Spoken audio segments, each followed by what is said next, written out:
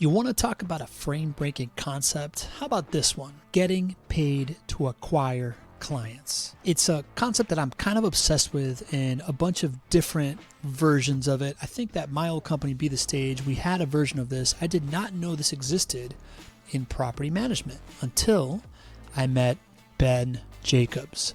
And his business model, he's a bona fide entrepreneur. He's got multiple businesses. One of them is Safe House Property Management in Milwaukee. But one of his businesses is lease-only placement. And if you put this lease-only placement motion, business, however you want to talk about it, at the front of your client acquisition, it leads to exactly that, being paid to acquire clients for your property management company, flipping the script on this kind of like interview process of you qualifying and making sure that they're right for your property management company way before you're like trying to pay to get in front of them or advertise to them or anything like that. I think it's a fascinating business model. Once I realized what he was doing, I had to have him on the show.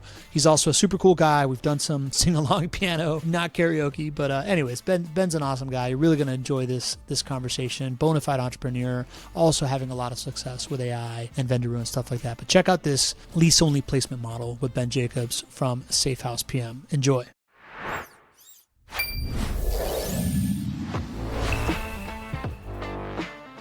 Welcome to the Property Management Frame Breakers podcast. I'm your host, Pablo Gonzalez, and I am here to introduce you to the folks in the property management space that have broken the frame of what you may believe was possible. This podcast is presented by Vendoroo. It is your all-in-one AI solution for resolving your maintenance needs. Let's go. Ben Jacobs, we last time that we were in the same space, we were sitting around the piano. Someone was playing that piano. I think we were swaying back and forth to Piano Man. And what I found really, really interesting in what you're doing, as we were just kind of like discussing this podcast, is you exemplify what I think is the modern day business practice of growing through share of wallet as opposed to share of market. And I would love to just kind of start by you telling our friend that is listening to us right now the different entities that you own and what they do, and then we're gonna kind of like peel it back like an onion and get some great insights here. Yeah, for sure. Pablo, thanks for having me. It's great to meet you again here, virtually this time instead of the piano bar. But anyways, as far as the entities that I'm associated with, they're all around property management, right? And so we see different business models out there, and I've explored quite a few different styles and processes and philosophies. But essentially, this all started, probably about 25 years ago, just doing leasing. So tenant placement, lease-only services. It started with residential renters, helping landlords reduce turnover, eliminate vacancies, things of that nature. Through that, you started to build relationships because as a real estate agent, you can buy a person a cup of coffee or you can bring them 12 months of income. I think the income speaks a little bit higher value than maybe a cup of coffee. So we're working our ways into the front door, literally, with income, meeting up with all varieties of landlords. Some landlords, they just want tenant placement.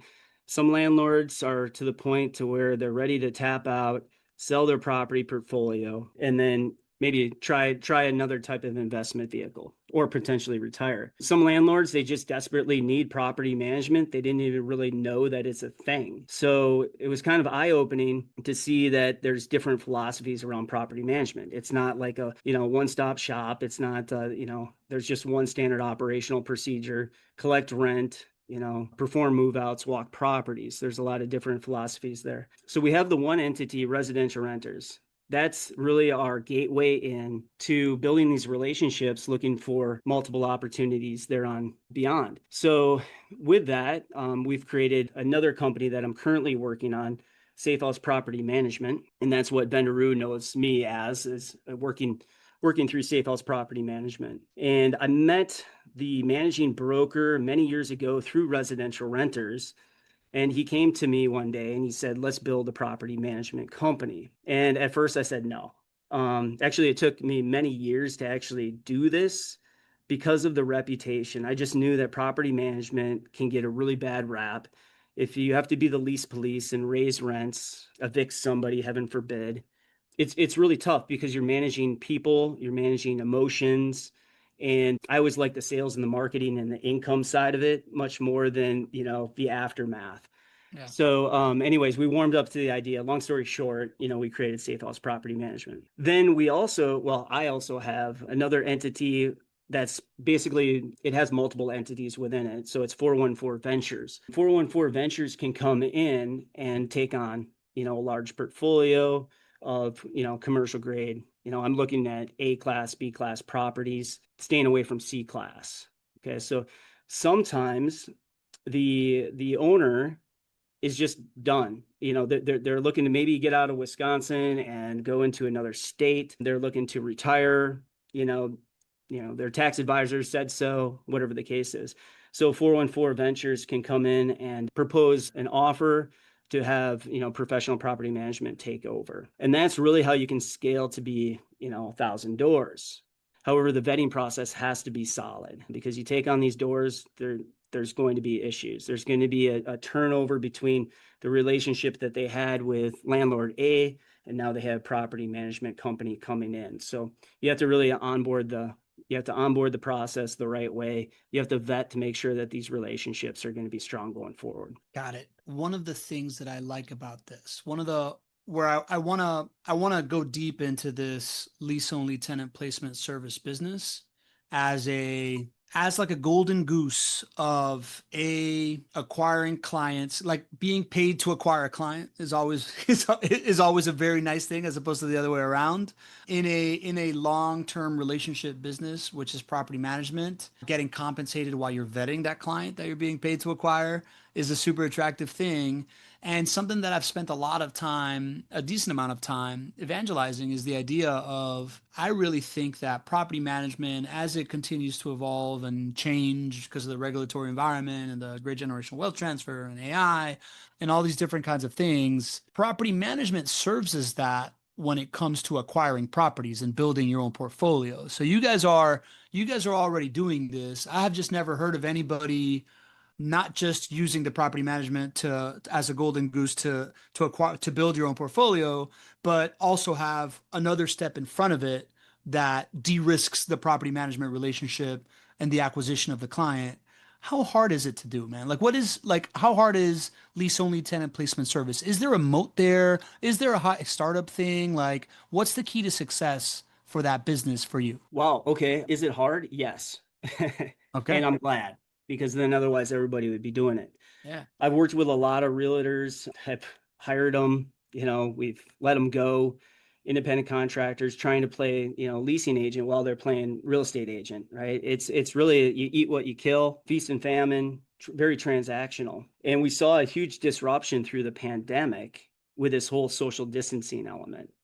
We're Mm. all about having that personalized touch, that human involvement, that process. And I know that AI is coming in, playing a role, lock boxes that are, self-shows situations, that kind of stuff.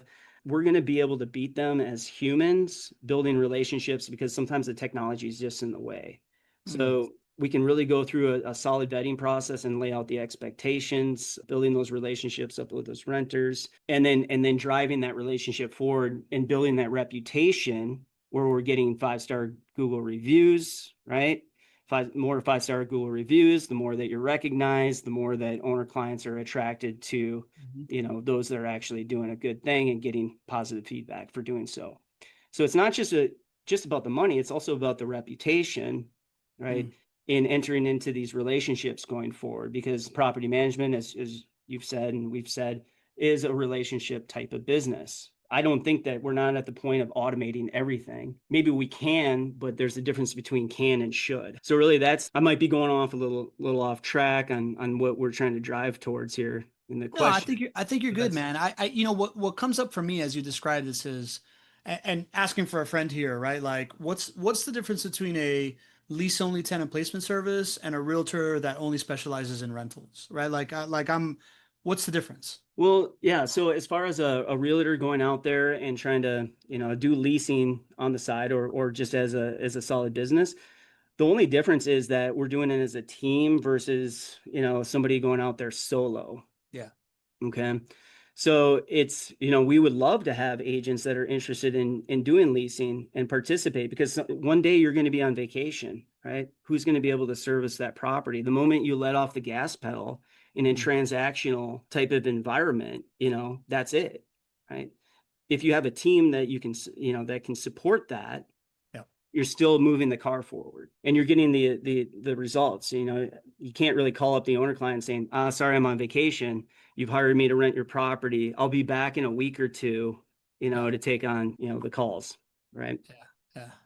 Yeah, that makes sense. So then is that what does your go-to-market look like there? Is it basically networking with realtors saying, do what you do best, go out and sell homes, let us handle anything that has to do with rentals. Like we are your back end team. Kind of like Vendoroo is like, we're your maintenance team. You're basically like their leasing team for a realtor. Yeah. Or if you want to make additional income, there's not enough properties versus the amount of realtors out there. And so there's a lot of people struggling, maybe a lot of folks waiting for those interest rates to drop. The market's pretty tight. So you can make ancillary income and build relationships and still be out there Yeah. putting, gas in the tank, so to speak, doing leasing with us. So why not work with us rather than hand us the business and then we'll pass it back when the time's optimal. What's ancillary income? Is there like, do they like make recurring revenue on rent, or is it just kind of like on top of selling homes, you also get this like renewal signing fee or leasing fee, stuff like that? Yeah, without getting into the nitty gritty of commissions and Yeah. things of that nature due to the laws, right? We have to be mindful on that. Yeah. But yeah, so there would be a compensation based on the transaction alone. With tenant placement, it's a one and done situation. Yeah. Okay. Once we move and evolve into full service property management, should we decide to, Hmm. right, collectively with the owner, we have a Yeah. meeting of the minds and the expectations are very clear going forward, then there's recurring revenue, right? Got it. But as far as the tenant placement, it's just like if you were to sell a home, it's transactional. Got it. What does that look like? What is the vetting process like when you say should we decide to, right? Like I'm thinking about like, man, I've been the guy at a bar trying to like meet somebody for a long, versus the person that's like, no, no, no, everyone's coming to me and I'm the one that decides who I engage with here, right? Like I'm just not used to that as like a very regular looking dude in a bar. Right. I think there's some dating books out there, right? Yeah. So what does that look like? When I hear you saying it's not about who wants to do business with us, it's who we want to do business with. I hear a disqualification sales process, which is always the most powerful sales process in my experience. What does that look like for you guys based on this kind of like long-term process that isn't just a sales call? It's kind of like an ongoing engagement. Yeah, it actually shocks people because I usually, I'm kind of like a super BDM in the property management lingo, business development manager. So I do bring the business, I do cultivate those relationships on the front end. I think the first thing that shocks them is that I'm not really, well, it's a countersell, right? They ask me, why should I work with you? And I respond, I don't know if you should. I've been doing that for years. It's just being honest and genuine with yourself. You have to learn to say no, and you have to know where your boundaries are and lay out those clear expectations moving forward. They totally respect. I think we've been in this culture of like, just sell, follow up, follow up, follow up, Mhm. chasing, chasing, chasing. But if you can create the magnet, get good reputation, 5-star reviews, clear and open, lead with high value, right? Mhm. Show care, right? And listen to them and ask them questions and turn the tables. Yeah, the doors start opening. So it's called prizing. We're the prize. Yeah. And that comes with experience and confidence and things of that nature. But people are pretty shocked. They think that in our industry, I love it when owner clients call up or prospective owner clients and they ask me what the price is. And I can get a sense pretty quick on how that conversation is going right off of that question alone. And I won't even flinch. Sometimes I'll even tell them probably too much. If you got to ask, you can't afford it, pal. And then we have a general, there's never a script to it, but there is a flow, Mm. right? So we want to go through this stage of learning about their situation first, right? Learning a little bit more about them. And then we talk about core values. We have to make sure that our core values align with theirs. Mm. And we talk about, the types of clients we want to work with, and then the types of clients we don't want to work with. And not every owner client that I've interviewed I don't think I've ever met an owner client that I've ever interviewed, because I'm interviewing them just as much as they're interviewing me. And I tell them as much because it is important. You have to like each other. You have to, you have to make sure that, things are going to be emotionally stable, financially stable, and they're willing to empower you, to move forward, because they're hiring us to make the professional decisions, not calling them up and asking them, what should we do about this? Yeah. Right. When the thing that attracted me when you talked about the process, like you're like leading with value and you're doing these things, that part of leading with value is, to me, that feels like the magic sauce to me. The idea of, if you've already given them a reason to believe that you are valuable, then you have the opportunity to prove you're more valuable and ask for a bigger ticket thing, and then, command, like a premium or whatever that is. Can you help me understand at what point in the process? You just talked about owner client is now saying, okay, let's talk property management, right? Like, where in the process, like what has happened up until then before that conversation happens based on this tenant placement service model that you first engage with? Yeah, I mean, I wouldn't say that every conversation goes exactly the same way. It's almost like, I have to kind of feel it out, like jujitsu it, through it, but if we're leading into their situation and I'm getting notes that they have high value of time, okay, this is an immediate rollover into full service property management. Mm. If they want to talk more about price, well, maybe, why don't you employ yourself at, whatever it is, and I've already done the calculations. Let's say it was 10%, hypothetically speaking, right? And $1,000 rental, that's $100 a month. So essentially, go ahead and continue to save that $100 a month, for property management. You are the property manager, and let us take on the most important part of this equation, which is the tenant placement. Okay. And then we can go from there. And then at some point, once they trigger their time value of money and they're going, wait, I just employed myself for $100 a month. That's insane. Then they really start to put things in perspective, because they think that, well, I can't say everybody, but a lot of these folks that don't value their time, they haven't put it in perspective yet into dollars and cents. Yeah, I just a couple of hours ago, I was doing the quarterly market outlook for JWB, that client that kind of put me on the map here. And one of the things that we talked about was pricing has gone down 2% in Jacksonville year over year, right? But this isn't going to be a economic recession like 2008, because in 2008, people had 100K in equity on average in their homes, and now they have 300K in equity on average on their homes.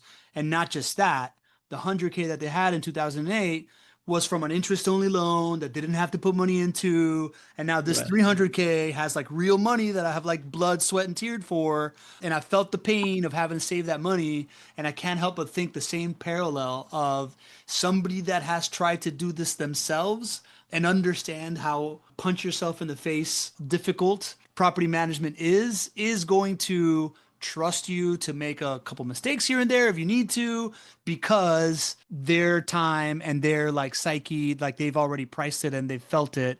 So the idea of letting them try it before they buy it feels like such a great lever that you can pull to then get the pricing and the value that you want for it. It's just most people are missing. Normally you're like, fine, go try it before you buy it, but you just might lose them forever because you haven't already served them as a lease only tenant placement service. So it feels like such a kind of like brilliant lever. Is that, I mean, I don't know. I just wanted to say that and see what your reaction is there. Oh, definitely. It gives us that flexibility. We can be Yeah. more agile over where they are in their particular moment of time. Yeah. Life changes, an emergency could, take on, or the vacation is desired, Yeah. and they just need that break, that release. And so Yeah. we're here to help save their time, which is the most precious commodity on earth. How do you put a dollar figure to time? There's mathematical equations. You can take your annual income and divide it by 8,000 or whatever the buy back your time book talks about. But, how do you really put that in perspective on what matters most to you? I think that once an owner client gets over that hurdle of that empowerment and that trust, the important thing is to hire a property manager that you trust. Yeah. Like, I tell people, like, look, if you don't trust us yet, don't sign this document. Yeah. Matter of fact, I'd love to go in and DocuSign and void them out. And So, then they have to come back to ask to, send it back to them, which is yeah. Yeah, Yeah. yeah, yeah.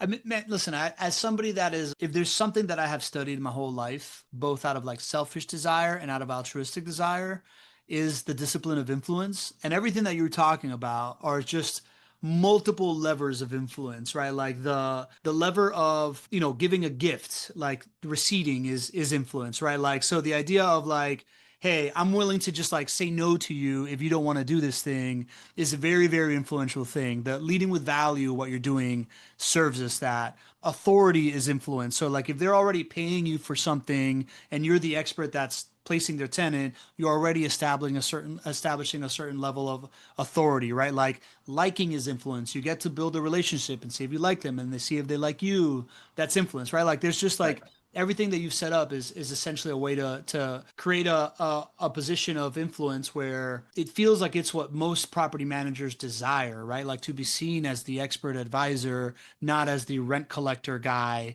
And you're doing it by first collecting tenant, like lease only tenant placing.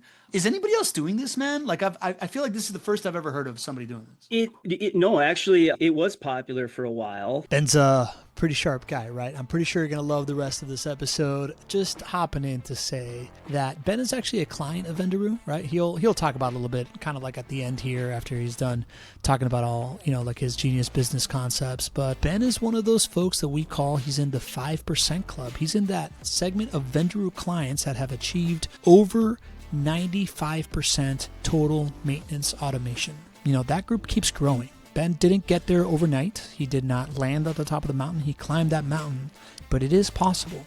And if you ever want to talk to him, you can reach out to him here in the show notes and connect with him and ask him about his experience with Vendoroo.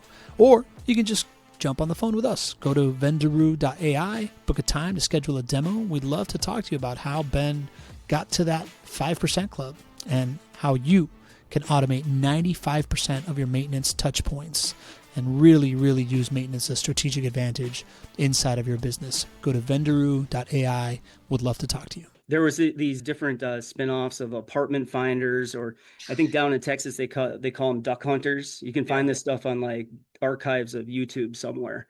And it was pretty popular. It's not anything that's revolutionary. It's just like, how do we go about it? And then what are the other avenues that we can go into thereafter after we do the tenant placement? Yeah. A realtor can come in, rather than buying a cup of coffee or trying to beg for an owner's, investor or whatever, where we deal with a lot of accidental landlords at this time too. But at some point they might want to sell or buy, probably more so than your standard, first time home buyer. So why not, step up to the plate, provide that service. And as long as you asked, like, what does it take to succeed as a leasing agent? I mean, one, effort, putting it in and doing what you say you're going to do. If you can do what you say you're going to do, you're going to succeed. You're going to stand out beyond so many other people that'll say one thing and maybe it won't work out and they just keep on going and doing mediocre results. So really you're standing out and now you're front and center, but how do you command that high value and not be positioned as just a leasing agent, but maybe as a real estate investment consultant, an advisor, so we teach, consultative sales approaches, and not in a manipulative way, but in a consultative way. So they should hire us because we know more than them. And I tell them, I do know more, and if I don't, you should fire us. Would you schedule an appointment with a doctor and you already know how to, maybe, I don't know. But that's the thing. We're in a professional service that these owner clients might think of us as the handyman. They have this perception of what property management might be, but in reality, we're managing a very valuable asset of theirs. Yeah. And so, is it worth an extra 2%? I don't know. That's up to them. Yeah, I mean, I think so. Oh, you asked a question. In the response, you asked a question that I really do want to ask you. Why not? Like, why aren't more people doing this? That's a great question. We're hiring. So Is this something that you can scale beyond the Milwaukee market? Like what's your vision for this, right? Like, it I is. feel like you have this golden kind of like idea. Yeah, there's some other business models like I think Showdig's out there where they're doing the Uber model, Mhm. right? But it's, you get these little incentives for, success. I believe in performance. Like, we're going to do what we say we're going to do and we're going to get paid thereafter. We don't Mhm. get the trophy for participation. We get the trophy for performance. And I think, it's tough for folks that are struggling, especially with the cost of living and all of that. These transactions, the payouts are smaller than if you were to sell a home. But how many homes can you sell? Our market is way bigger and way faster.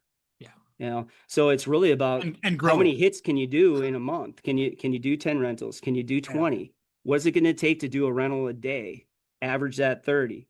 I know what it looks like to do 60 rentals in a month. I haven't ever seen anybody else get to that level. That is insane. And that was before DocuSign when I did that. That was writing leases with a pen and piece of paper, like old school. So what does it take, Ben? Like if I'm our friend that's listening in our ears and they're thinking, there's a solid chance. Let's do the same thing that you normally have a conversation with for people that are wondering whether or not to hire you for property management. Let's tell our friend that's listening right now, she's thinking, I'm going to go add this to my business. I have an option here where, and I don't even know if you do this, I could go pay Ben some consulting fee or some franchising fee or whatever model you can use to partner with other or equity in a business. But first I'm going to try to do this myself. What is it? What does it take to sign 30 leases in a month in a way that you build this business sustainably for yourself? Like, what does the business look like? Well, to do 30 leases individually. Yeah, I'm just saying, like to build this business, what does it take? What does the business look like, and what does it take to build it? Well, at first, to get 30 rentals in a month, how many listings do you need? More than 30. Otherwise, then you're renting everything within that month. That would probably mean that you're probably listing these properties too low, below market value, right? And will the owner even allow it? So in order to get there, really, you have to start building out that reputation. You have to ask for Google reviews. Whether you are just showing up and opening up a door, they might not even like the property. You need to build your reputation. People are going to find you online, right? You need to start drawing attention that way. And What are they what you're looking doing, for when they find you online? What are they looking for? well, as far as the Google reviews, what are they looking for I'm in just there? saying, like if someone's going to use your service, are you basically saying you got to market the properties so the properties found, or they got to find you as a company in order for you to do this? Well, find you as an individual. If you're starting off on your own, let's say that you're just building up a website, you're probably not going to have the budget to do SEO and all of that, Yeah. which quite frankly, nah. You really want to start reaching out to the realtor networks and letting them know that you can, offer that service and take that weight off the realtor's shoulders, and then pass the property back, in the event that they want to sell, because they're in front. They're doing a lot of cold call and outreach and all of that. So you really need to reach out and start working on referrals and that type of business and networking. If there's an association in your local area, you want to reach out to them that specializes in rental properties. So you want to build a name. I built this company, gosh, off of going through Craigslist, just seeking properties, looking for properties that the first picture is the bathroom and it looks terrible. So those are great opportunities to say, well, maybe we can come in and advance your marketing, technique in order to get quality renters, coming your way. So there's a bunch of different ways to reach out that way. So and then as you start building your listings, and you want to have your logo and watermarked and all of that, because when you're representing these properties, other owners are going to look at those listings because they're running comps on their own property, and then they say, oh yeah, well, Joe or Jane has been renting this property or representing this property. Maybe I'll give them a call. They might be able to help me over the weekend so I can go spend time with my family. So that's really how you organically grow. And then you can start getting into creative ideas about acquisitions and things. But Yeah, I get it. You answered it from the perspective I would answer it to, from like a biz dev guy, right? Like you basically told me to create demand, you essentially have to create a network of people that are gonna like refer you business. That will lead to the opportunity to then grow. That's a IRL reputation that will lead to the opportunity to grow an online reputation, which is Google reviews, right? It's all like a social validation game. And then you've even taken it a step further of understanding that your listings are a way to also advertise your business, in the sense that you are putting the watermarks, you're building like a brand. You're right, a reputation is a brand, right? So it's like interpersonal, online, visual, and that is essentially how you generate demand for this, with the value prop of, hey, this isn't worth your time. I've got this figured out. Let me go do this for you, and you can just enjoy your life and get paid for doing this. what does the team look like to deliver on this? Like, is this idea of building a lease only tenant placement service, you and like three VAs that are like know a little bit about graphic design and some web design? Like, what does the team look like on the back end to support the operation No, pre-property we management? believe in boots on the ground. Yes, we do have VAs. They're great for the administrative support elements. We believe in having that human touch. I love playing with tech. I love AI. All right. Yeah. These are like superpowers, but I know if I remove myself from all of that, I could still do what I do. I don't, sometimes it gets in the way, Hmm. right? And I can bypass that because I know how to go about these things old school, like pick up the phone and actually talk to somebody. And oh my gosh, that is like a huge, unique, like separator between all these other companies just wanting to go automatic robot. Yeah. And having that hybrid solution is what we're teaching, so it's kind of like John Connor versus Skynet. So we want our boots on the ground to be able to handle, the incoming traffic, because these agents, the human intelligent element, many of the rentals that we rent, they're not even calling about the property that they end up renting, but they called about a property they just rented, and we have one that's coming up. Yeah, maybe AI can try to figure that all out, but Yeah. we have these team meetings every Tuesday, ideally in person. We still, we use Google Meet and all of that to meet with all the agents to get feedback, intel, no news is still news, to make these price adjustments. So we love coming together and still being social and having that social engagement, because this is, helping trying to find great places to live for, the residents or the prospective renters that we're working with. I love it. I love it. So then it's the demand generation, and then there's almost like the team that is kind of like the concierge team that then shows up to these properties and shows them to people and builds relationship deeper and continues that reputation is what it sounds like is the business. Exactly. And so it's not tunnel vision where we're just going to talk about this one property, but maybe it's not the right fit. So if the shoes don't fit, don't buy the shoes, right? So it's totally fine. We're not salesy, and we don't want to use Jedi mind tricks to, put people into a renter's remorse situation because they're, so seduced by Yeah. our fluffery and, our magic. So we don't want to manipulate it. We want ready, willing, and able renters in a genuine way, and they just love us for it. Yeah. So hey, if you don't like this property, I don't own it. You can say whatever you want about it. It's cool. If you don't like it, let's go. Maybe Yeah. we can go take a look at a couple other properties that might be a little bit more up your alley. Prices might be a little higher, but choice is Yeah. yours. I'm into it, man. I feel like we spent a lot of time digging into this business model just because I feel like it's the most unique thing that I've heard on this show in a while. Like I feel like the rest of it, our friend that's listening right now, she can really understand that, like, okay, from here, then you go into property management. Person listening is already a property manager. Yep. If then the property manager is like, I want out of owning properties, then you just acquire it, right? Like you guys are already doing that. Is there anything interesting around kind of like the acquisition side of things that you guys are doing? Like anything you think that you're doing unique, like really uniquely different? Not really. We just have the inside, touch point, which Hmm. is key. We've already Yeah. built the trust. They Yeah. Yeah. already like us, know us, trust us, right? So the relationship's already there. They just, some people don't even know that we do this. And then it's like, well, whose fault's that? Ours. We need to make sure that they do understand. So if there's a win-win, great. If not, if the numbers don't work out and they want to take it to market, by all means, no big deal. But sometimes we already have existing relationships with the tenants, right? And the owner doesn't want the tenants to go through the disruption of the realtors coming in and out of the property and doing all of that. So they'd much rather just hand it off to us. We're already suited to take on the property because we're already currently managing it. Yeah. So if they Is believe in that, Yeah, great. where do you put the toll for that? Like, where do you put the whole like it's on us to let him know, right? Like, I know I had Tracy Strike on before. He's like his whole team is trained that if an owner's in distress, whoop, that call goes straight to him because he knows exactly what to do, right? Like, it's like, oh, I don't have money for this payment or like this HVAC improvement Mhm. or whatever. Is that kind of like what you guys have? You just have like these like signals, these triggers where if you sense an owner, it's going straight to you, or it's going straight to somebody that's like the acquisitions expert. I mean, yes, we do. We're launching something. I think you met with the team when we got together down in Texas. Mhm. Those guys over at Blanket Homes. Oh yeah, blanket. Okay, Yep, so you yep, guys are yep. leveraging blanket for that. Good stuff. Yeah, Yeah, yeah, I yeah, love and we blanket. like it. Yeah, But quite frankly, we have such a strong relationship with our owner clients. Like they have my personal cell phone. Like Yeah. we Yeah. know, and I talk with all the property managers every Thursday of what's Hmm. going on. Why aren't the tasks being done? We look at task performance reports, KPIs, all of that.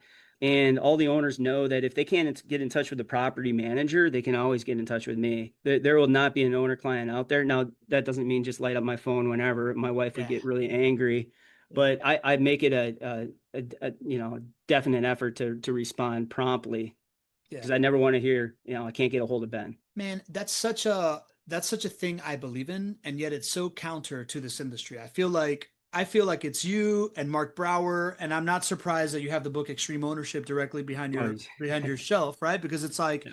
it's extreme ownership, right? Like it's this whole Right. idea of I feel like there's a the I would venture to say that the majority of people that got into this business got into it to get out of this business and not be actually doing it. And therefore, the last thing that they want to do is give owners their cell phone because I don't know, man. There just seems to be this like, and I think it's normal, man, but I think there seems to be this like a little bit of disdain for the client. Like there's a little bit of just like Hmm. these property owners don't realize that they should be business owners, that they don't realize this stuff. And I feel like people miss the boat when they don't take the opportunity to be the ones that educate them and be the ones that like own that relationship and make that happen. But it feels like a core value for you based on everything you said about the lease only tenant placement side of it is just kind of like filters upwards to you. Yeah. And I might not have the answer. Okay. Yeah. Or I have a lot of scripts in my phone. I'm a big believer in scripts and Mm. shortcut keyboard shortcut things, so yeah, they might get a calendar, but it's inviting them to an open calendar to the property manager who will have it scheduled by appointment. I mean, you can't just barge into the dental office and ask for a root canal. You got to schedule an appointment, right? Yeah, yeah, So, I might be able to say, yeah, here, let me point you in the right direction, or let me give you the access to the calendar link that can yeah, schedule the appointment with the property manager because I don't want to jump in. So just to be clear, like they're at least being comforted that somebody yeah, heard them, yeah, and that there's a way to follow up with them and get through all that technology into you yeah. know reaching a human. That's They what I know love that about they you have guys in access. Vendoroo. Tell You me guys more. have that hybrid. Yeah, listen, I think access is a premium these days, right? Like if you can offer people access, it doesn't have to be immediately, but like I mean, you've experienced it, right? I don't necessarily need to be on the front lines of the business, but I think as somebody that's so visible in ads and in the newsletter and in the podcast, like giving people the ability to like, at the end of the day, I know I can get to that guy and I know that guy has influence in what's happening. So, worst comes to worst, if I'm not getting my way with my account manager or, their boss, like there is this public figure out there that will give me an audience. And that is a level of comfort that I think people that are decision makers in businesses shy away from that I don't think they should, right? Like Mhm. I take pride in just the one-to-one connection that I can create through this. But you did also tell me that interruptions kill. So tell Yeah. me more about that. Tell me more what you meant with about that when you were talking about that. Well, it's a okay. So how best to put this? The Sometimes the owner clients, okay, or even prospective owner clients or renters, sometimes they still get my phone number somehow, some way, and that's fine. I don't mind taking a call from time to time, talking about why the rent's late and things of that nature. But I'd like to keep that down to a minimum. Every Hmm. time that I take a phone call, which a phone call, we start doing the math. Phone call, what it could probably occupy easily 30 minutes, Easily. easy, and then Our, our not data says the counting the average is gerbil about running in 18 your minutes. mind Yeah, yeah, after the fact. yeah. Okay. And all they want to know is, are you paying attention to my property? And yes, yes, we are. We have these meetings and things of that nature, and I get that. But a simple response back, maybe even via text, hey, in the meeting, definitely we'll look into it, thumbs up. That's all they're really asking for, just so that they know that things are being done. Because if you don't show it, they don't know it. And that's the thing with like Vendoroo, like you guys are absorbing what 95% of our workload on maintenance, which is awesome. Shoot, that's kind of almost terrifying. It's like, wow, I don't even know what's going on. It's been so silent. But there's ways to pull that information so that they know that things aren't going into that realm of neglect. And the realm of neglect is somewhere we do not want to go. We don't want that owner showing up, out of state owner shows up to their property. The weeds are growing up, the grass is over a foot tall, the gutters are falling off, and there's a bunch of people, on the stoop that probably don't belong there with a litter of pit bulls. Yeah, yeah. Like that's neglect. We can't get to that point. We have to take a proactive approach to property management. And that's a very tough thing to try to see things before they happen, to make the problems go away before they occur, not just this reactionary element, problem solving after the fact. I think, Ben, you struck at the heart of where I think AI really solves problems for the industry. It's this idea that there are so many things that already need to be done reactively that it's really, really hard to play offense. And like you look at just Google property management memes, it's so depressing. Yeah. Like it's just littered with basically images of burnout and dissatisfaction with your job and lack of health and mental health. And I feel like the people that use AI today are using it to be able to silence kind of that noise that doesn't necessarily need to be there, that comes from all these different things, in order to focus on the stuff that like they feel as a human can only they can really, really do well and they feel good doing it, versus this like forever firefight of tasks that are always hanging over your head and you're always needing to get to the next thing. So you're never fully present. And I'm curious, kind of like, you've already identified, right? Like you use us, you use Blanket. We're kind of like the two names synonymous with AI in the industry. So you're kind of like a super user of it. What are you using it for, given that you are such like a core values relationship guy? Well, because it's absorbing the energy and the interruptions, on pretty much on the front lines, we can then position high quality property managers in position to where they don't go through burnout. The biggest fear, like when we talked about like building the company and then jumping in, I didn't want to get into property man. I know how to do it for sure. And by the way, I don't manage my own properties. I have other property managers because I'm smart. Of course. Yeah, of course. My time value is just too high to handle all of that.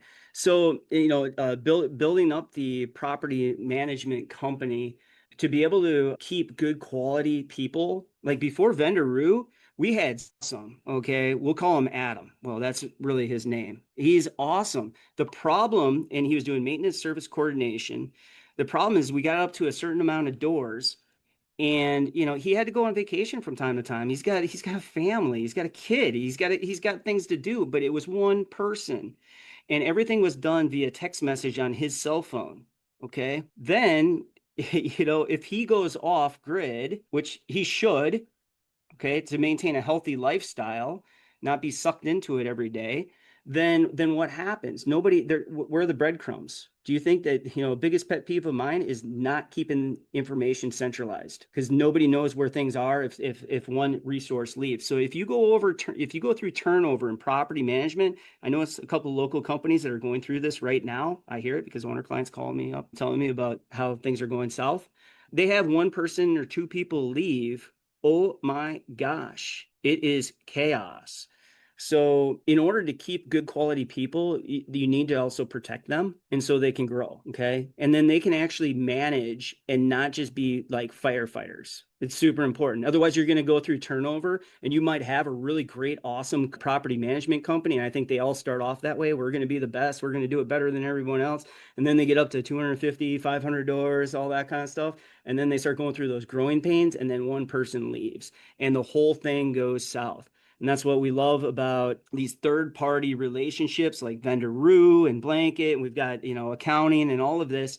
We don't do in-house maintenance. I have a big reason why there's conflicts of interest with that business model. Is better third party, play the commodity market, preferred vendors, and really have intelligent, effective property managers, not somebody that this is their first day on the job going, well, okay, let's make sure that rents are collected on time. Buddy, you spoke straight to the core of everything I found, man. I don't know if you know, right? But like I've been running this podcast for almost a year. I've been taking all the transcripts from this podcast, jamming with ChatGPT to like figure out like the ideas that I'm trying to suss out, publishing this newsletter. I put it all into like one big thesis and published this book. And what I have found is exactly what you just said, right? Like I feel like while the rest of the world is sitting here talking about whether or not we should take jobs with AI, in property management specifically, I think AI is right sizing jobs for human capabilities. Yeah. Right, like the jobs that we've had just aren't made for the intensity that is healthy for us as humans, and the ability to take time off, the ability to just like not always have something hanging over your head, and the ability to just like be able to feel like you're in control as opposed to you're being controlled as a human being is so crucial to like burnout. And Mhm.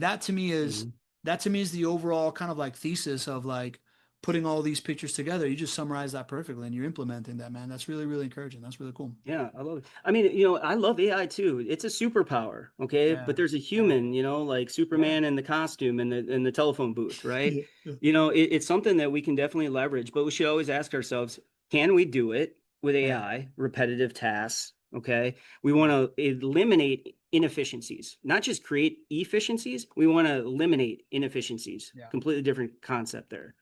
Yeah. So we ask ourselves, can we do it? And then should we do it? What are the impacts that this might have? And sometimes you just don't know until you do it. So you have to kind of play mad scientist a little bit.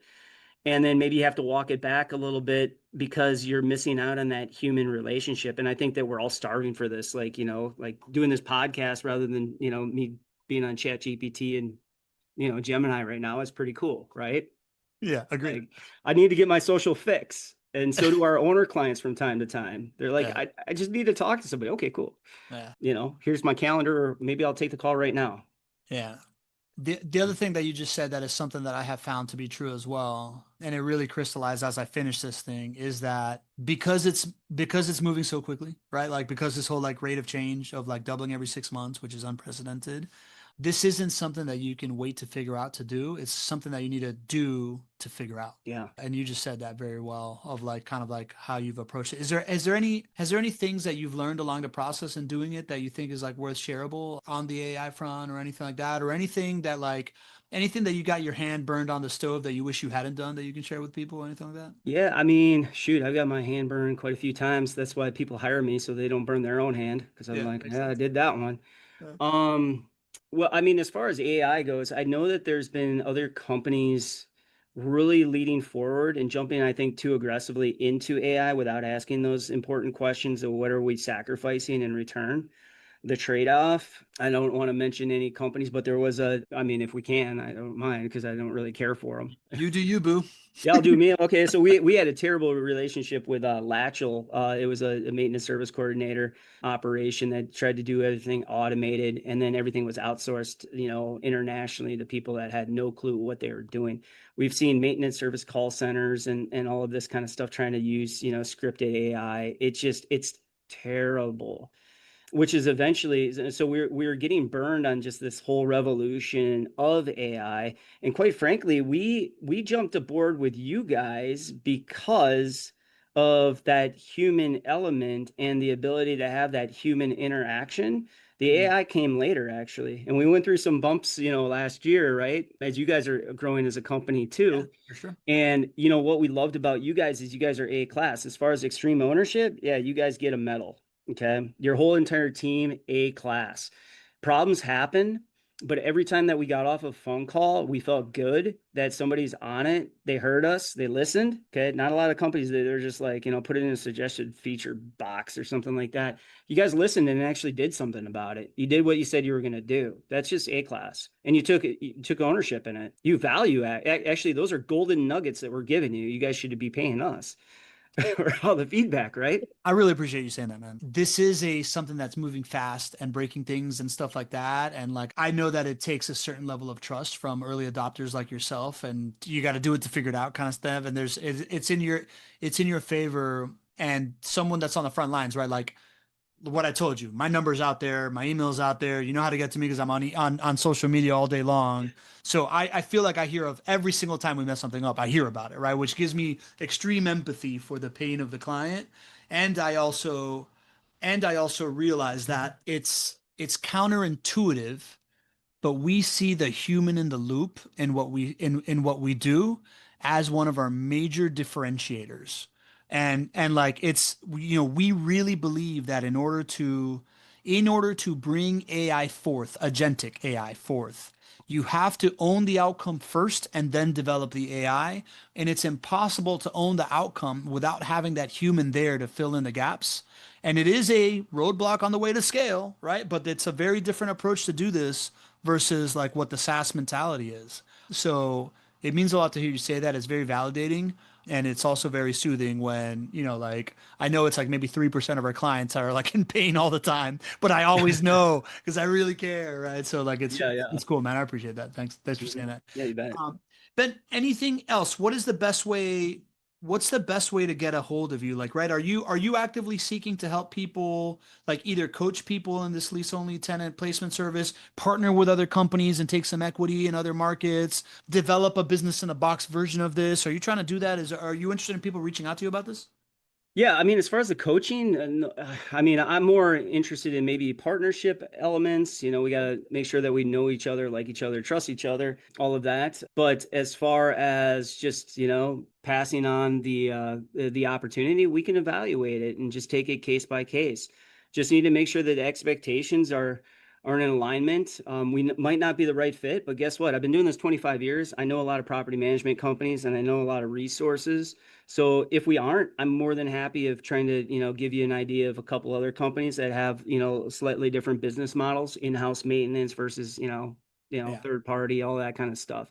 yeah. So, Best way to get a hold of you? I just want to see people succeed. And I want to elevate the name of property management, from this reactive, neglectful kind of entity status. We do have to play lease police. So sometimes we do get those negative reviews, we have to enforce, but it's a really tough job. And I think by, just maintaining to our core values, which we recite every day, maintain our client-centric mission, we're going to elevate the whole industry. I love it, dude. What's the best way to get a hold of you if somebody's listening to this and they want to? Is it Yeah, but LinkedIn? well, best way for those that want to give me a call. Now, if I don't respond right away, I will do my best, but you can give me a call on my phone, 414-405-5363, or visit us online at residential renters, renters.com. Giving out the number on the podcast. Are you aware that like 20 or 30 people will listen to this? That's fine. Look, you know what? It's funny. Just It's like, tens of if I people. don't answer, fine. If I answer, great. But, Yeah. that's fine. Yeah. I They can appreciate go it. ahead and try to give me a call if it's serious. And if not, there's a way to block the phone number. Cool, man. Well, I'll tell you something. I don't know if you know this about me, but I'm kind of like a natural hype man. And when I get excited about something, I don't shut up about it. I tell everybody about it. And this concept of like Yeah. lease only tenant placement service, I honestly think it's one of the smartest things that I have heard and most unique things that I have heard on this podcast as a total freaking no brainer of figuring this out as a property manager. Like it seems like the perfect toll booth at the front end of your business that can then set everything else Mm. up to succeed, man. I think it's brilliant, dude. Yeah. I applaud you for coming up with this and doing it. Like I don't hear a lot of original ideas and I'm like, God damn, why isn't everybody else doing this very often? And this is definitely one of those, man. Good In the stuff. way that we're doing it, because they'll do lease only, but it's secondary and it's not primary. So we're using this as a primary plug and play. That's it. Yep. Yeah. Yeah. Good stuff, dude.